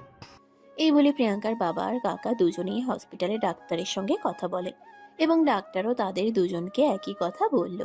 আর তারপরেই তারা প্রিয়াঙ্কার দাদুকে নিয়ে শহরের বড় একটা হসপিটালে চলে গেল আর সেখানেই প্রিয়াঙ্কার দাদু ট্রিটমেন্ট করতে লাগলো। আজ 5 দিন প্রিয়াঙ্কার দাদুর অবস্থা আজ একটু উন্নতির দিকে। ওনার জ্ঞান ফিরে এসেছে আর চোখ মেলে তাকিয়ে উনি বলতে লাগলেন। আমার মেয়ে কোথায়? মা, তুমি একটু শান্ত হও, তারপর তোমাকে সবকিছু বুঝিয়ে বলছি। কিন্তু এই মুহূর্তে তোমার শরীরের অবস্থা খুবই খারাপ। তুমি উত্তেজিত হইও না প্লিজ। আমি কোনো কথা শুনতে চাই না, আমি শুধু যেটা জিজ্ঞাসা করেছি সেটার উত্তর জানতে চাই। আমার মেয়ে কোথায়? আমি এক্ষুনি আমার মেয়ের সঙ্গে দেখা করতে চাই। আমাকে আমার মেয়ের কাছে নিয়ে চলো। মা, তোমার মেয়ে এখানে নেই, তুমি সেটা খুব ভালো করেই জানো। তাই আমরা চাইলেও তোমাকে তোমার মেয়ের সঙ্গে দেখা করাতে পারবো না। তুমি নিজেকে সামলাও, আস্তে আস্তে সবকিছু ঠিক হয়ে যাবে। কেন আমার সঙ্গে এরকমটা হলো আমি বুঝতে পারছি না। আমার আগে কেন আল্লাহ আমার মেয়েকে আমার কাছ থেকে ছিনিয়ে নিলেন? জীবনে কি পাপ করেছিলাম সেটাই তো এখনো বুঝতে পারছি না। মা, তুমি নিজেকে সামলাও। এখানে পাপ পুণ্যের কথা আসছে কোথা থেকে? আল্লাহর পাক রাব্বুল আলামিন আমাদেরকে যতদিন হায়াত দিয়েছেন আমরা ঠিক ততদিনই বাঁচব। আমরা তার বেশি সময় তো আর বাঁচতে পারবো না। আল্লাহর যখন যাকে ইচ্ছে হবে তখন তাকে নিয়ে নেবেন, এটাই তো স্বাভাবিক। তুমি প্লিজ নিজেকে স্বাভাবিক করার চেষ্টা করো। এই বলে তারা দুজন তাদের আম্মুকে সান্ত্বনা দিতে থাকে। আর এইভাবে 2 দিন পর তিনি একটু সুস্থ হয়ে ওঠেন। আজ তৃতীয় দিন ডাক্তার চেক আপ করে বলেন প্রিয়াঙ্কার দাদুর অবস্থা এখন আলহামদুলিল্লাহ ভালো। তারা চাইলে প্রিয়াঙ্কার দাদাকে এখন বাসায় নিয়ে আসতে পারে। তাই প্রিয়াঙ্কার বাবা আর প্রিয়াঙ্কার ছোট চাচা দুজনে মিলে প্রিয়াঙ্কার দাদুকে সেদিন বিকেলে বাসায় নিয়ে আসে। তারপর নিয়ম করে ডাক্তার চেক আপ চলতে থাকে। দেখতে দেখতে প্রায় 10-12 দিন মতো সময় কেটে গেল। সেদিন হঠাৎ করে প্রিয়াঙ্কা তার বাবার রুমে গেল আর বলতে লাগলো, বাবা, তোমরা সবকিছুর ভিড়ে আমার মনে হয় একটা কথা ভুলে যাচ্ছ। কোন কথার কথা বলছো তুমি? আমি তো সেটাই বুঝতে পারছি না। তুমি কি বলতে চাইছো একটু খুলে বলো। বাবা, আশিক আর আমার ব্যাপারে বলছি। ওহে, আমি বুঝতে পেরেছি। দেখো, আমাদের ফ্যামিলির উপর দিয়ে ইতিমধ্যেই ছোটখাটো একটা ঝড় বয়ে গেছে। আমাদেরকে একটু সবটা সামলে নিতে দাও, আমরা দেখছি কি করতে পারি। প্রিয়াঙ্কা তখন আর কোনো কথা বলল না। তার বাবার রুম থেকে বের হয়ে গেল। ওদিকে আশিকের আম্মু মারা যাওয়ার পর থেকে আশিক আগের চাইতে আরো অনেক বেশি নিস্তব্ধ হয়ে গেছে। কেউ তাকে খাবার রুমে দিয়ে আসলে খাবার খাবে, নয়তো ও সারাদিন রুমের ভিতরে বসে থাকবে। কাউকে একবারও খাবার দেওয়ার কথা পর্যন্ত বলবে না। নিজের মতো করে সারাদিন সময় কাটাবে। প্রিয়াঙ্কা প্রতিদিনই বিকেলবেলা আশিকের সঙ্গে গল্প করতে তার রুমে আসে, কিন্তু আশিক তার সঙ্গে সেরকম একটা কথাবার্তা বলে না। এটা প্রিয়াঙ্কাকে খুবই ব্যথিত করে। তাই আজ বিকেলবেলা যখন প্রিয়াঙ্কা আশিকের সঙ্গে কথা বলতে আসলো, আশিক আজকেও সেদিনের মতোই চুপচাপ বসেছিল। আর তাই প্রিয়াঙ্কা আশিককে বলতে লাগলো, আচ্ছা, তুই আমার সঙ্গে এরকম কেন করছিস? আমি তো সেটাই বুঝতে পারছি না। কেন তুই বারবার আমাকে অ্যাভয়েড করে চলছিস? কেন তুই আমার সঙ্গে কোনো কথা বলতে চাইছিস না? দেখো, আমার ভালো লাগছে না। আমি একটু একা থাকতে চাই। আমাকে আমার মতো একা থাকতে দাও। হয়েছে, হবু বউয়ের সঙ্গে কেউ এরকম আচরণ করে? তোমার সঙ্গে বিয়ে হতে চলেছে, কিন্তু এখনো বিয়েটা হয়নি। তাই আমাকে এখন আমার মতো থাকতে দাও। আমার উপর কোনো অধিকার দেখাতে আইসো না। আমার এসব ভালো লাগে না। আর ভালো লাগানোর কোনো ইচ্ছাও আমার নেই। যেখানে আমার জীবন থেকে আমার ভালো থাকার কারণটাই হারিয়ে গেছে, সেখানে আমি কিভাবে ভালো থাকতে পারি বলো? দেখ, এটা প্রকৃতির নিয়ম। এটা আমাদের সবাইকে মেনে নিতেই হবে। আজ আমার তো কাল আরেকজনের, এরকমটাই হয়। কিন্তু আমি এটা মেনে নিতে পারছি না। আমার কপাল কি এতটাই পোড়া যে আল্লাহ আমার জীবন থেকে সব কিছু কেড়ে নিলেন? আমাকে এভাবে একা করে দিলেন কেন? এমন হয়েছে আমার সঙ্গে। দেখ, প্রত্যেক প্রাণী মরণশীল। পৃথিবীতে সব প্রাণীকে মৃত্যুর স্বাদ গ্রহণ করতে হয়। কোনো প্রাণী এর থেকে রক্ষা পেতে পারে না চাইলেও। তাই প্লিজ তুই নিজেকে একটু স্বাভাবিক কর, আর এই স্বাভাবিক বিষয়টা মেনে নে।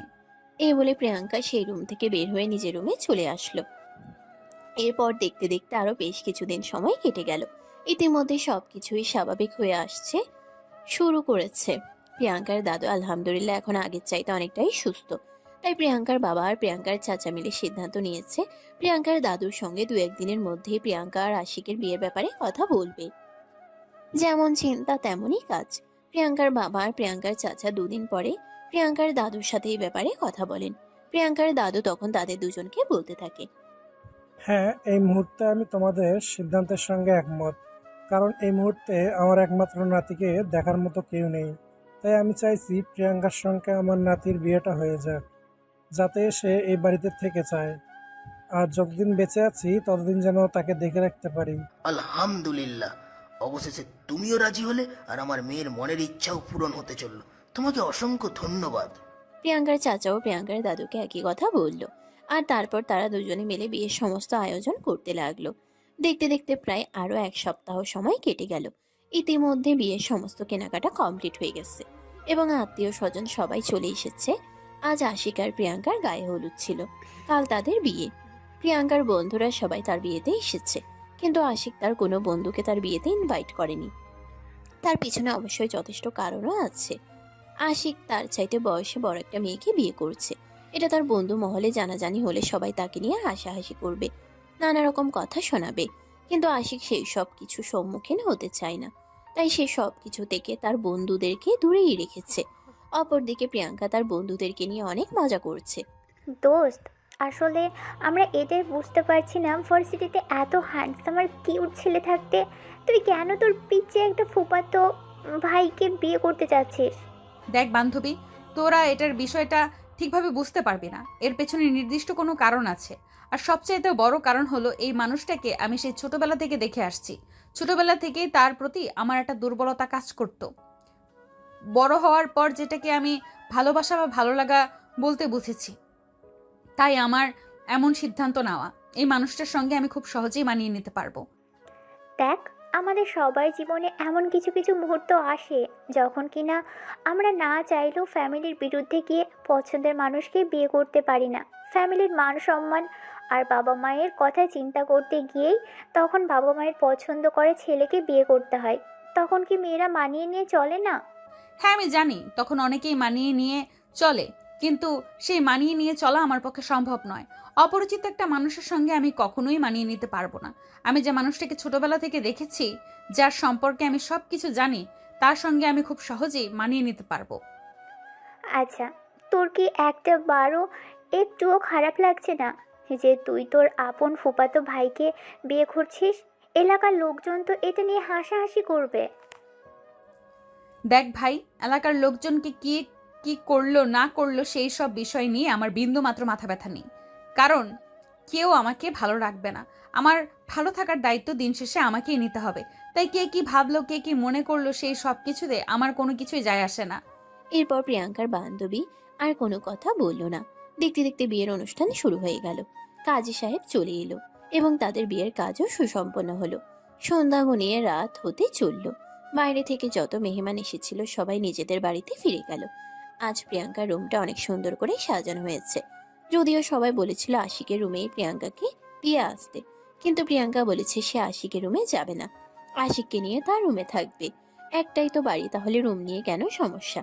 তাই আর সবাই এই ব্যাপার নিয়ে কোনো কথা বলল না। যদিও আশিকের এতে অমত ছিল, কিন্তু আশিক সেটা প্রকাশ করেনি। রাত 11টা আশিক প্রিয়াঙ্কার রুমে বসে বসে প্রিয়াঙ্কার জন্য অপেক্ষা করছে। প্রিয়াঙ্কা তার বন্ধু বান্ধব সবাইকে বিদায় করে দিয়ে তারপর খাওয়া দাওয়া পর্ব শেষ করেই রুমে আসে, আর রুমে ঢুকে সঙ্গে সঙ্গে দরজাটা বন্ধ করে দেয়। আশিক তখন সোফায় বসেছিল। প্রিয়াঙ্কা শাড়ির ভার সহ্য করতে পারছিল না, তাই সে রুমে এসে আগে ওয়ার্ড্রপ থেকে ড্রেস নিয়ে সোজা ওয়াশরুমে চলে গেল। আর তারপর ফ্রেশ হয়ে এসে আশিকের দিকে তাকিয়ে বলতে লাগলো, যার শেরওয়ানি চেঞ্জ করে পাঞ্জাবি টুপি পরে ফ্রেশ হয়ে অজু করে আয়, দুজন একসাথে নামাজ পড়বো। আশিক তখন কোনো কথা না বলেই ওয়াশরুমে চলে গেল। আর তারপর ফ্রেশ হয়ে পাঞ্জাবি টুপি পরে প্রিয়াঙ্কার কাছে আসলো। তখনই প্রিয়াঙ্কা দুটো জায়নামাজ একসঙ্গে বিছালো। একটাতে নিজে দাঁড়ালো আর অন্যটাতে ইশারায় আশিককে দাঁড়াতে বলল। আশিক তখনও কোনো কথা না বলে চুপচাপ দাঁড়িয়ে গেল। তারপরে দুজন একসঙ্গে নামাজে দাঁড়িয়ে গেল। নামাজ শেষ হলে প্রিয়াঙ্কা জায়নামাজ দুটো গুছিয়ে রাখলো। আর তারপরে ড্রেসিং টেবিলের উপরে রাখা ট্রেতে এক গ্লাস দুধ আর মিষ্টি সেগুলো নিয়ে আশিকের দিকে এগিয়ে আসলো। একটা মিষ্টি আশিকের দিকে এগিয়ে দিয়ে বলতে লাগলো, এই নে, এটা খেয়ে নে, আর তারপর এই গ্লাসের দুধটাও খেয়ে নে। কিন্তু আমি মিষ্টি খাই না। এটা তো তুমি খুব ভালো করেই জানো, তাহলে আমাকে কেন মিষ্টি দিতেছো? হ্যাঁ, এটা আমি খুব ভালো করেই জানি তুই মিষ্টি খাস না, কিন্তু তারপরেও আজ তোকে মিষ্টি খেতে হবে, কারণ এটাই রিচুয়াল। তাছাড়া আজ আমাদের বাসর রাত, আজ মিষ্টি আর দুধ খাওয়াটা তোর জন্য খুবই জরুরি। মানে তুমি কি বলতে চাইছো? আমি কিছু বুঝতে পারলাম না। আমি মিষ্টি কখনোই খাই না, আমার দাঁতে ব্যথা করে। আর আজ কেন আমাকে মিষ্টি খেতে হবে সেটাই তো বুঝতে পারছি না। তোকে এত কিছু বুঝতে হবে না, এত কিছু বোঝার কোনো প্রয়োজন নেই। তোকে যেটা করতে বলেছি তুই শুধু সেটাই কর। চুপচাপ দুধ আর মিষ্টি এই দুটো খেয়ে নে। কথাটা একটু জোরে ধমক দিয়েই বলে প্রিয়াঙ্কা। তাই আশিক আর তার মুখের উপর কথা বলার সাহস পেল না। চুপচাপ দুধ আর মিষ্টি দুটোই খেয়ে নিল। আর তারপরে প্রিয়াঙ্কা অন্য মিষ্টিটা নিজেকে নিয়ে বলতে লাগলো, চল, এবার আমাদের দীর্ঘদিনের অপেক্ষার প্রহর শেষ। এবার তোর সঙ্গে টি-20 খেলবো। ব্যাট বল কোথায়? ব্যাট বল নিয়ে আসো তাহলে। কথাটা শুনেই প্রিয়াঙ্কা হু হু করে হেসে দিল আর বলতে লাগলো, বুদ্ধ জামাই আমার, এই টি-20 ব্যাট বল দিয়ে খেলতে হয় না, তুই আর আমি দুজন মিলে খেলবো। চল আমার সঙ্গে, আমি তোকে দেখাচ্ছি। আর এসব তুমি কি বলছো? আমি তো এতদিন পর্যন্ত জানি টি-20 শুধু ব্যাট বল দিয়ে খেলা যায়। তাহলে ব্যাট বল ছাড়া কিভাবে খেলবো? আমি তো সেটাই বুঝতে পারছি না। আমি তোকে বললাম না, এত কিছু তোর বোঝার প্রয়োজন নেই।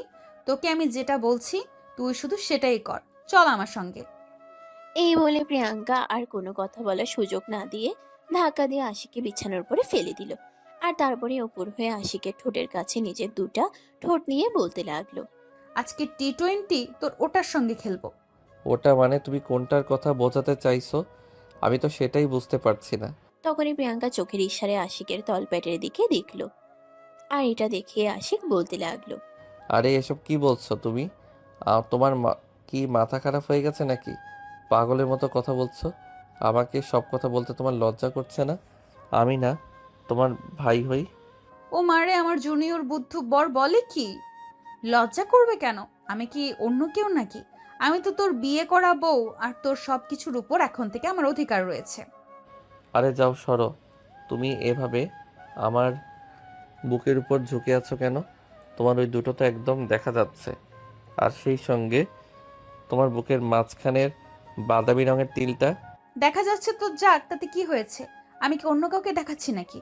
তাছাড়া এক্ষুনি তো সবকিছু খুলে ফেলবো। তোর সব কিছু আমি দেখবো, আর আমার সবকিছু তুই দেখবি। তাহলে এখন আর লজ্জা পাওয়ার কি আছে? কথাটা বলতে আশিক নিজের দুই হাত দিয়ে নিজের মুখ ঢেকে নেওয়ার বৃথা চেষ্টা করতে লাগলো। কিন্তু ততক্ষণে প্রিয়াঙ্কার তার দুই হাত বিছানার সঙ্গে চেপে ধরে তার দুই ঠোঁট নিজের দখলে নিয়ে ইচ্ছে মতো চুমু খেতে লাগলো। এদিকে আশিকের এসব কিছু একদম ভালো লাগছে না। সে প্রিয়াঙ্কার থেকে ছাড়া পাওয়ার জন্য ছটফট ছটফট করতে লাগলো। আর এটা দেখে প্রিয়াঙ্কা বলতে লাগলো, কি রে, কি হলো তোর? এইভাবে গলা কাটা মুরগির মতো ছটফট করছিস কেন? তোর শরীরে চুলকানি হয়েছে নাকি? আরে তুমি থেকে বলো না চুলকানি হতে যাবে কেন? তুমি যেভাবে আমার শরীরের সঙ্গে ঘষাঘষি করছো, আমার ঠোঁট দুটোতে কামড় দিচ্ছ, মনে হচ্ছে তুমি আমাকে একদম কুকুরের মতো ছিঁড়ে ছিঁড়ে খেয়ে ফেলবে। ওই হারামজাদা, আমি কুকুর হতে যাব কেন? আমি তো তোকে বাঘিনীর মতো খাবো, আর এটা তুই এখনই বুঝতে পারবি। বলেই প্রিয়াঙ্কা আশিকের সারা শরীরে ভালোবাসার স্পর্শ দিতে থাকে। আর আশিক প্রিয়াঙ্কার উষ্ণ ভালোবাসার পরশ পেয়ে নিজের কন্ট্রোল হারিয়ে ফেলতে থাকে। এইভাবেই চলে প্রায় 10 মিনিট। ইতিমধ্যে আশিক প্রায় উন্মাদের মতো হয়ে গেছে আর প্রিয়াঙ্কাকে বলছে, আরে এসব কি করছো তুমি? আমার কেমন যেন লাগছে, অস্থিরতা কাজ করছে। আমাকে ছেড়ে দাও না। তুই বললেই আমি তোকে ছেড়ে দেবো নাকি? আর তোকে ছেড়ে দেওয়ার জন্য বিয়ে করেছি নাকি? কতটা বছর ধরে অপেক্ষা করছি শুধুমাত্র এই দিনটার জন্য, আর আজ তুই বলছিস তোকে ছেড়ে দিতে? সত্যি বলছি, আমার কেমন যেন অন্যরকম একটা ফিলিংস হচ্ছে। আমাকে ছেড়ে দাও, তলপেটে খুব ব্যথা হচ্ছে। ও আচ্ছা, তাই নাকি? ঠিক আছে, কোনো সমস্যা নেই। আমি তোর সব ব্যথা দূর করে দেব। আয় একটু কাছে আয়, আমার আরেকটু কাছে আয়। বলে প্রিয়াঙ্কা আবারও আশিককে নিজের ভালোবাসার উষ্ণতায় উষ্ণিত করতে লাগলো। আর কিছু সময়ের মধ্যেই তারা দুজনে ভালোবাসার মহাসমুদ্রে ডুবে গেল। প্রায় 1 ঘন্টা পর প্রিয়াঙ্কা ক্লান্ত হয়ে আশিককে ছেড়ে দেয়। আর আশিক তখন হাঁপাতে হাঁপাতে বলতে লাগলো, আরে এটা তুমি কি করলে? নিজের ভাইয়ের সঙ্গে এরকম কিছু করতে তোমার লজ্জা লাগলো না? তুমি তো আমার সব কিছুই দেখে ফেলেছো। এখন আমার কি হবে? হুম হুম হুম। এই বলে আশিক বাচ্চাদের মতো কান্না করতে থাকে। আর তখনই প্রিয়াঙ্কা একটু রেগে গিয়ে ধমক দিয়ে আশিককে বলতে থাকে, ওই হারামজাদা, চুপ কর। আমি তোর বিয়ে করা বউ। আমি যদি তোর সবকিছু না দেখি, তাহলে তোর সবকিছু কে দেখবে বল? কিন্তু আশিক তখন আর কোনো কথা বলল না। চুপচাপ বাচ্চাদের মতো কান্না করলো কিছুক্ষণ। আর তারপরে একটা কোলবালিশ জড়িয়ে ধরে ঘুমিয়ে পড়ল। এদিকে প্রিয়াঙ্কা যখন বুঝতে পারলো আশিক ঘুমিয়ে গেছে, তখনই কোলবালিশটা সরিয়ে আশিককে নিজের বুকের সঙ্গে মিশিয়ে নিল। আর তারপর ঘুমিয়ে গেল। শেষ রাতে যখন আশিকের ঘুম ভাঙলো, তখনই সে নিজের মুখের উপর কারো গরম নিঃশ্বাস অনুভব করলো। আশিক চোখ মেলে তাকিয়ে দেখে সে প্রিয়াঙ্কার বুকে শুয়ে আছে। আর প্রিয়াঙ্কার ওই দুটো একদম তার মুখের কাছাকাছি। তখনই আশিক লাফ দিয়ে উঠে বসে। আর প্রিয়াঙ্কার ঘুমটে ভেঙে যায়। প্রিয়াঙ্কা তখন ধমক দিয়ে আশিককে বলতে থাকে, ওই হারামজাদা, কি হলো তোর? এইভাবে লাফ দিয়ে উঠে গেলি কেন? আমি তো একটু হলেই ভয় পেয়ে গেছিলাম। আরে তোমার ওই দুটো একদম আমার মুখের ভিতর ঢুকে যাচ্ছিল তো। গেলে যে এত, তাতে কি হয়েছে? তুই তো আমার জামাই, চাইলে মুখে নিতেই পারিস, খেয়ে দেখতে পারিস। টেস্ট আছে কিন্তু হেব্বি। আশিক তখন বেশ লজ্জা মাখা মুখে বলতে লাগলো, দূর চাই, লাজ লজ্জা বলতে তোমার কিছুই নাই। নিজের ভাইকে এসব কথা বলতে তোমার লজ্জা করে না? দেখ, আমি সত্যি বলছি, এখন কিন্তু আমার খুব বেশি মেজাজ খারাপ হচ্ছে। তুই যদি আর একবারও নিজেকে আমার ভাই বলে দাবি করেছিস, তাহলে তোর মাথা আমি একদম ফাটিয়ে ফেলবো বলে দিলাম। এই বলে প্রিয়াঙ্কা আরো শক্ত করে আশিককে নিজের বুকের সঙ্গে চেপে ধরে। আর তখনই আশিক বলতে থাকে, আরে কি করছো তুমি? ছাড়ো আমাকে। তুমি তো আমাকে একদম চেপে মেরে ফেলবে। এমন অবস্থা হয়ে যাচ্ছে, আমার নিঃশ্বাস নিতে কষ্ট হচ্ছে। প্লিজ আমাকে একটু ছাড়ো। আমি ছাড়বো না তোকে। তোকে এখন থেকে এইভাবে আমার সঙ্গে আমার বুকে ঘুমাতে হবে, কারণ তুই আমার জামাই লাগিস, আর আমার জামাইকে জড়িয়ে না ধরলে না আমার একদমই ঘুম আসবে না। উফ, বললাম তো, তোমার ওই দুইটা আমার মুখের সঙ্গে ঘষা লাগছে, আমার ভালো লাগছে না।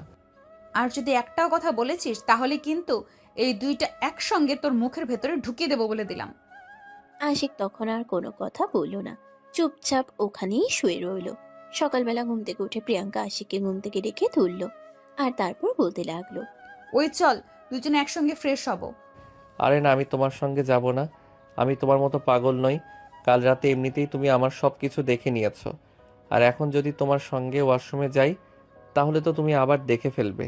ও আল্লাহ, তুমি আমাকে উদ্ধার করো। এ কোন হাদারাম আমার কপালে জুটিয়ে দিয়েছো? এ তো কিছুই বোঝে না। আরে হারামজাদা, আমি তোর বউ হই, তোর সব কিছু আমি দেখতেই পারি, এখানে খারাপের কিছু নেই। চল আমার সঙ্গে, দুজন একসঙ্গে ফ্রেশ হব। বলে আশিক যেতে না চাইলেও প্রিয়াঙ্কা তাকে জোর করে টেনে ওয়াশরুমে নিয়ে গেল, আর তারপর শাওয়ার ছেড়ে দিয়ে দুজনে একসঙ্গে গোসল করতে লাগলো। গোসল শেষ হওয়ার পর প্রিয়াঙ্কা আশিকের সামনে কাপড় চেঞ্জ করছিল। এটা দেখে আশিক নিজের চোখ দুটো হাত দিয়ে ঢেকে নিল, আর তখনই প্রিয়াঙ্কার ঠাস করে আশিকের গালে একটা চড় বসিয়ে দিয়ে বলতে লাগলো, ওই হারামজাদা, চোখ বন্ধ করে আছিস কেন? আমার ব্রার হুকটা লাগিয়ে দে। আমি পারবো না, আমার লজ্জা করে। তোমার ওখানে হাত দিতে পারবো না আমি। দেখ হারামজাদা, আমার মেজাজ খারাপ করিস না। আমি আবারও বলে দিচ্ছি, না হলে কিন্তু আমার যে খারাপ আর কেউ হবে না। চুপচাপ হুকটা লাগিয়ে দে। এদিকে আশিক কিন্তু প্রিয়াঙ্কাকে প্রচন্ড পরিমাণে ভয় পায়, তাই আর কোনো কথা না বলে প্রিয়াঙ্কার ব্রার হুকটা লাগিয়ে দিল। আশিক তখনও ভেজা কাপড়ে দাঁড়িয়ে আছে, আর এটা দেখে প্রিয়াঙ্কা বলতে লাগলো, ওই হারামজাদা, তুই এখনো কাপড় চেঞ্জ করিসনি কেন? ঠান্ডা লেগে যাবে তো, এমনিতেই শীতকাল। আগে তুমি ওয়াশরুম থেকে বের হও, তারপর আমি চেঞ্জ করব। বলতেই প্রিয়াঙ্কার মাথায় দুষ্ট বুদ্ধি এঁটে গেল, আর সে তখনই এক টান দিয়ে আশিকের টাওয়ালটা খুলে ফেললো। আশিক তখনই নিজেকে দুই হাত দিয়ে নিজের গোপনাঙ্গ ঢেকে ফেললো, আর বলতে লাগলো, আরে এটা তুমি কি করলে? তোমার দিকে একটু লজ্জা শরম নেই? না নেই, কারণ তুই আর আমি হাজব্যান্ড ওয়াইফ। আমাদের মাঝে কোনো দেওয়াল থাকবে না। আমরা দুজন দুজনকে ভালোবেসে নিজেদের সমস্ত কিছু বিলিয়ে দিব। যা এখন শুকনো কাপড় পরে রেডি হয়ে আয়, সবাই মিলে একসঙ্গে নাস্তা করব। বলেই প্রিয়াঙ্কা ওয়াশরুম থেকে বের হয়ে গেল, আর আশিক তখন তাড়াহুড়ো করে শুকনো কাপড় গায়ে দিয়ে দিল। প্রিয়াঙ্কা ড্রেসিং টেবিলের সামনে বসে চুল শুকাচ্ছে। এই প্রথমবার আশিক প্রিয়াঙ্কার দিকে ভালোবাসার দৃষ্টিতে তাকিয়ে আছে, আর কি অপরূপ লাগছে প্রিয়াঙ্কাকে ভেজা খোলা চলে। আশিক তখন তার পাশে গিয়ে দাঁড়ালো। আয়নায় প্রিয়াঙ্কা সবকিছুই দেখছিল, তাই সে আশিককে বলতে লাগলো, কিরে, আমার প্রেমে পড়ে যাচ্ছিস নাকি? বলতে আশিক লজ্জা পেয়ে একটু দূরে সরে গেল। তখনই প্রিয়াঙ্কা উঠে দাঁড়িয়ে পিছন ফিরে এক টান দিয়ে আশিককে নিজের বুকের সঙ্গে মিশিয়ে নিল, আর বলতে লাগলো, বললাম না, এভাবে আর লজ্জা পাবি না। আমি তোর বিয়ে করা বউ, আমার কাছে তোর কিসের লজ্জা? তারপর এক সময় তুমি আমার আপু ছিলে। আরে অতীতের কথা ভুলে জানা, এখন যা আছি তা নিয়ে চিন্তা কর। এই বলে প্রিয়াঙ্কা আশিককে আরেকটু টান দিয়ে নিজের বুকের সঙ্গে মিশিয়ে নিয়ে বলতে লাগলো। ওভাবে কি দেখছিলি? আমাকে আদর করতে ইচ্ছে করছিল? তখনই আশিক লজ্জা মাখা মুখে বলতে থাকে, হুম, একটু একটু। তাহলে দূরে দাঁড়িয়ে আছিস কেন ভাই? আমার কাছে আয়, আরেকটু কাছে। এই বলে প্রিয়াঙ্কা আশিককে টান দিয়ে নিজের আরো কাছে টেনে নিয়ে তার ঠোঁটে নিজের ঠোঁট দুটো ডুবিয়ে দিল, আর ভালোবাসার মহাসমুদ্রে ডুবে গেল। এভাবেই শুরু হলো তাদের নতুন এক ভালোবাসার গল্প। সুপ্রিয় ভিউয়ার্স, আমাদের আজকের গল্পটা এই পর্যন্তই ছিল। গল্পটা আপনাদের কাছে কেমন লেগেছে ছোট্ট একটা কমেন্টে জানাবেন। ভালো লাগলে লাইক, কমেন্ট এন্ড শেয়ার করে পাশে থাকবেন। নিত্য নতুন ভালোবাসার গল্প পেতে আমাদের ভয়েস অফ প্রিয়াঙ্কা ইউটিউব চ্যানেলটি সাবস্ক্রাইব করবেন। এতক্ষণ পাশে থাকার জন্য ধন্যবাদ। সবাই ভালো থাকবেন, সুস্থ থাকবেন। আল্লাহ হাফেজ। সমাপ্ত।